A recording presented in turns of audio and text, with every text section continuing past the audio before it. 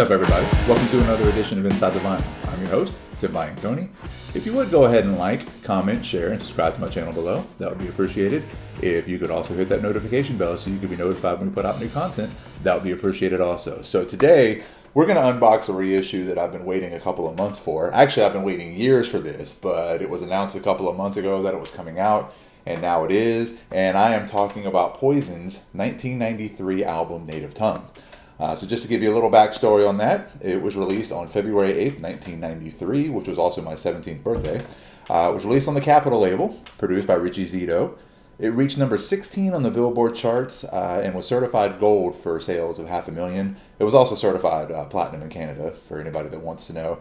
And of course, this came out, after the initial rush, or, whatever you want to call it, of grunge, that kind of wiped out a lot of the 80s hard rock and metal bands for a time. So let's see. So Amazon says this reissue was first available on April 11, 2024, but said it wasn't going to be released till June 21st of 2024, which was yesterday. So I have it now, hopefully, in this box here. So let's go ahead and open this up and see what we got.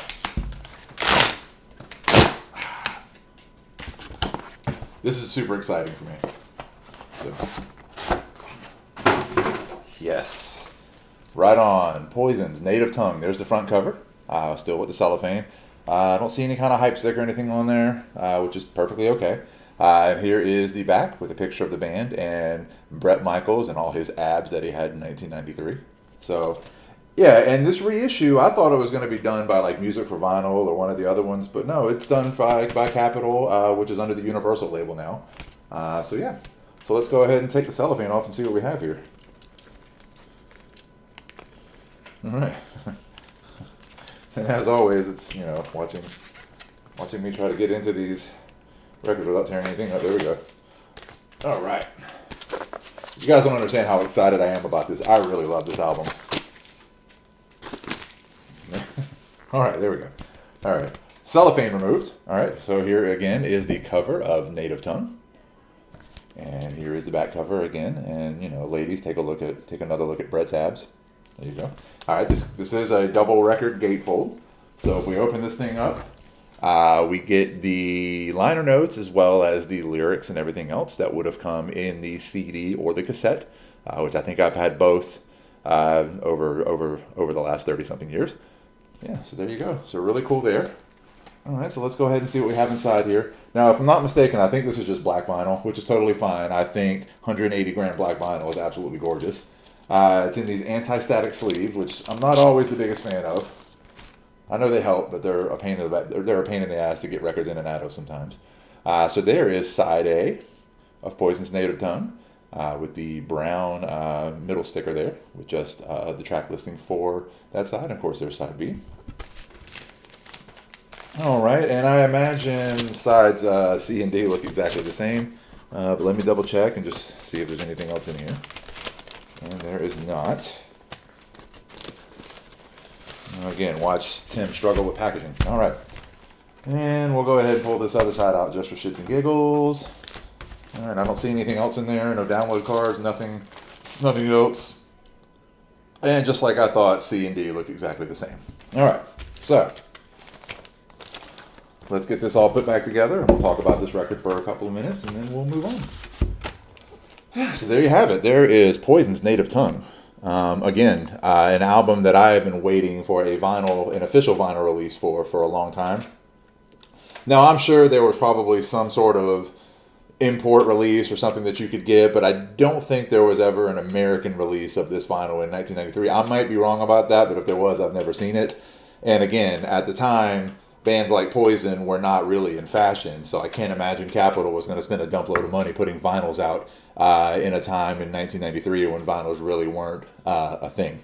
So, let's talk about this album for a minute. Again, it came out in 93, after the grunge era hit. Unfortunately, the album wasn't a big hit, but there are, a lot of really cool songs on this record. Of course, the single that most people might know from Greatest Hits or whatever is a song called Stand, which kind of continues the theme of Something to Believe in my opinion. Has a little bit of religious overtones, without being like Christian or anything like that.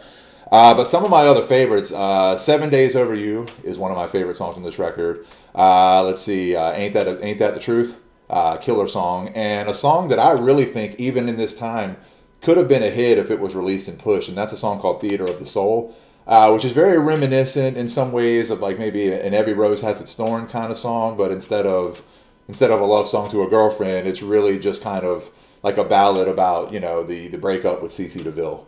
A really, really, really cool song that you should definitely check out. And I think still could have been a big hit even at this time, because even though grunge had taken over, there were still a few of the 80s bands that were having hits in 92 into 93, like Def Leppard, Bon Jovi, Saigon Kick, Firehouse, and some of the other ones. So I think if it had been pushed, it could have been a big hit for the band. But regardless, for me, this album was a natural progression from what they started doing on Flesh and Blood, where they got away from the party rock and infused a lot more blues, and maybe even, some other, still rock, still hard rock, but, a little more blues, maybe even some country elements in there at times.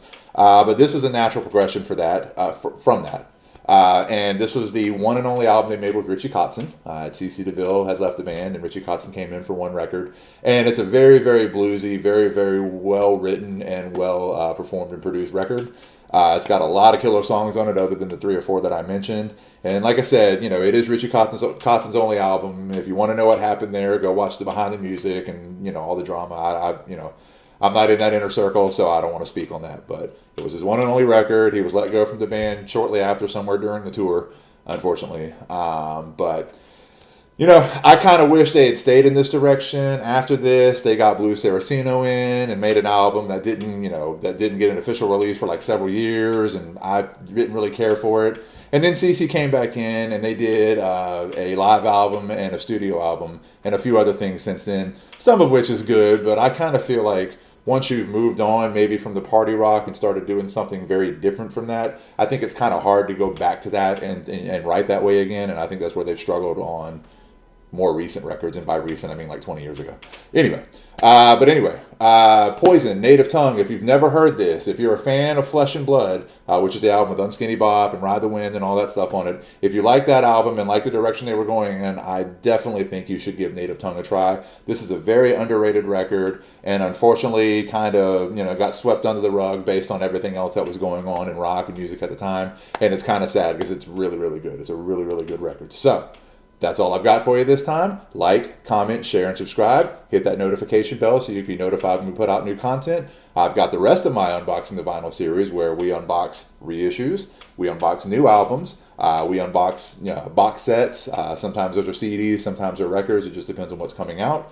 I've also got my Lost Classics and live album series, which I'm hoping to ramp up soon. I keep saying that, and I keep not doing it. So hopefully I'll get that going here soon, now that I have a place to record these things. I've got some live footage from recent festivals and things over the last few years, including a day one of Welcome to Rockville from this past year. And if you're interested in disc golf and want to watch some really mediocre players like myself throw some disc, I've got some videos for that stuff too. So like, comment, share, and subscribe. Oh, and one more thing. I totally forgot about this. I have made a couple of short documentaries over the last couple of years for school projects, including one about the fire that destroyed our other home. So check those out too if you want to. I'd really appreciate it. And again, like, comment, share, and subscribe, and we'll see you next time. Peace out.